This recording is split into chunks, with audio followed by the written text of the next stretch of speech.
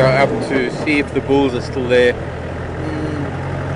come back again. This is going to be a whole up and down story today.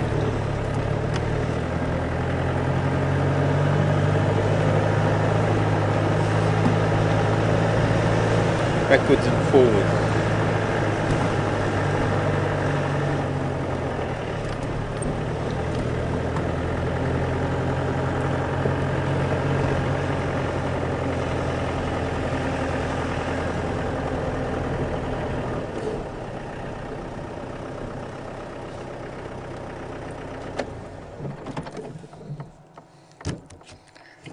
Good day, Alan. What have you got? Lilac breasted roller. Please don't finish it quickly. I want to see what it is. It's a Cetonid beetle. One of the flower chafers. It's actually a very pretty beetle. And the flower chafers, you get flower chafers and fruit chafers.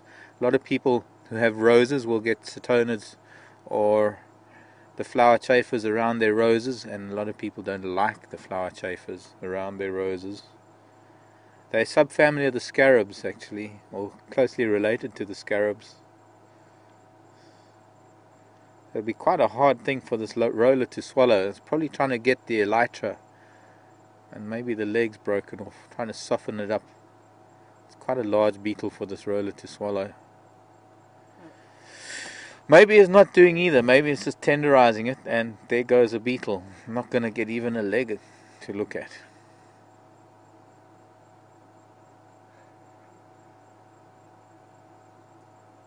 Alan is asking, are these elephants not just wandering, ambling along and feeding? How do they know where to go for food and water? Well, Alan, they know exactly where they are.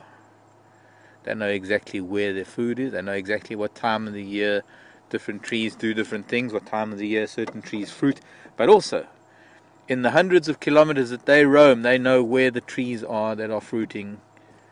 And that is all part of the learning process that other elephants have to go through, that the matriarch teaches her family, that she picks up from her mother and grandmother.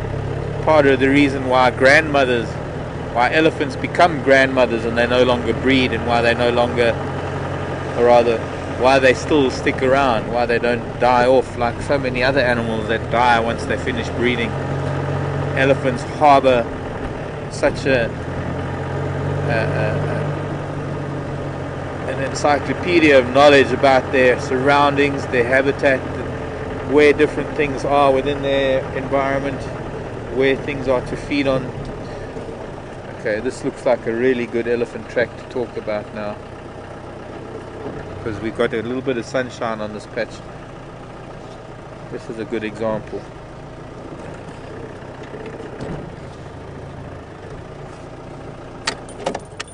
Perfect example, almost. So let's get off and sound down.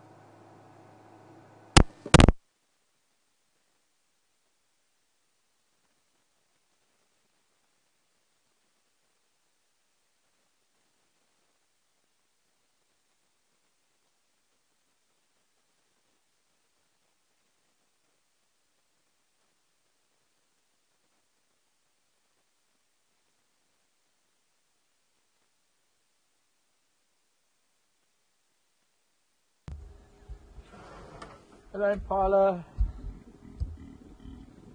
Oh, he actually greeted me. Right, now what we want to do, the most important thing, one of the most important things that we want to do when we're looking at a track, let me just take this spider web off of there.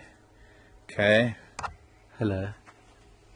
One of the most important things that we're going to look at, and then first we're going to actually do this. We're going to come this side, and come this side, everybody. All of you, there's enough space for all of you, all 500, 600, 700,000 of you. And we're going to try and, the sun is very low, so it's not a perfect example, but the sun is behind us now. And looking away from the sun, I want to show you how these tracks look. You can sort of see them, but now wait, let's go to the other side of these tracks.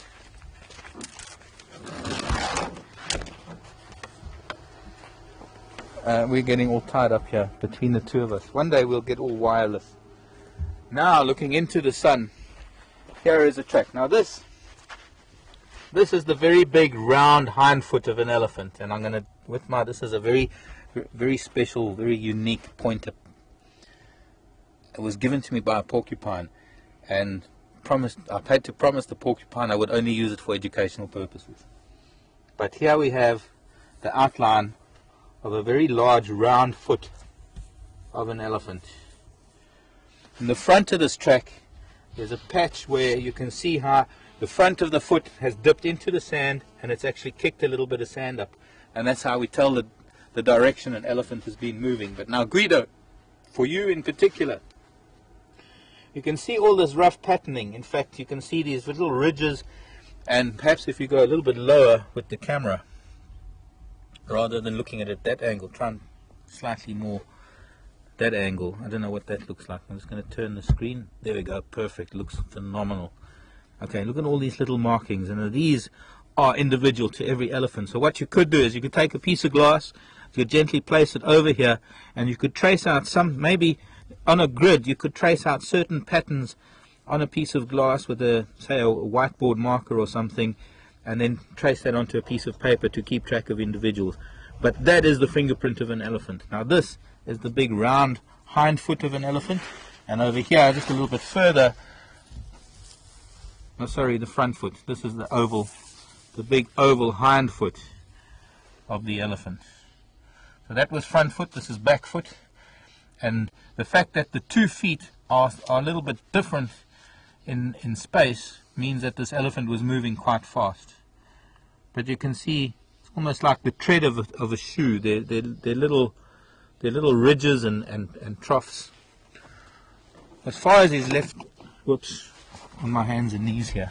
As far as his left feet are concerned, here you can see just the back. This is where he started slowing down. He was almost moving fast with his right, and then as soon as he started bringing his left leg out, you can see there's just a tire track that went over the edge of it. But here's the hind foot, and then, or rather the front foot being placed there, and then the hind foot came and was placed inside the back of the, or rather the front of the hind foot. And then as he moved on to the quarantine open area, his next placement of his right feet, the front foot, or rather the hind foot, was placed in almost in the track of the hind foot. So this elephant was moving fast as it came through here, where those two are separate. And then this is where the next right feet, because those were right feet, the next 2 right feet were placed here. So if we have a look, let's go back quickly. Let's just look at this sort of 5 o'clock section of the hind foot, and we can see there's 2 flat patches with a little wrinkle in the middle.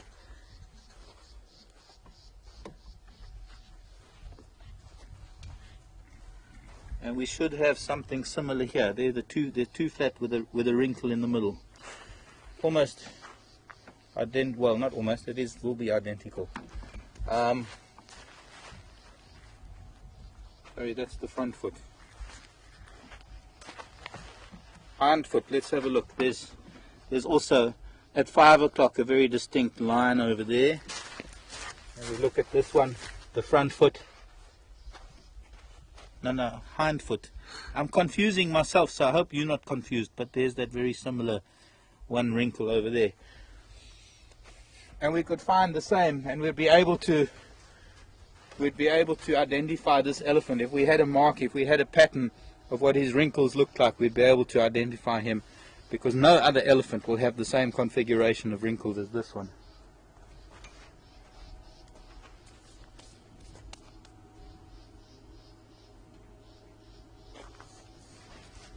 This has been quite a large elephant then. No, this is about a 20-something-year-old. This isn't a very big bull. If this was a big bull, it would be about this big. If it was that big tall bull, it would be much bigger than that. This is one of the smaller bulls.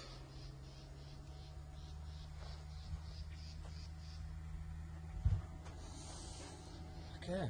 Okay. Thank you.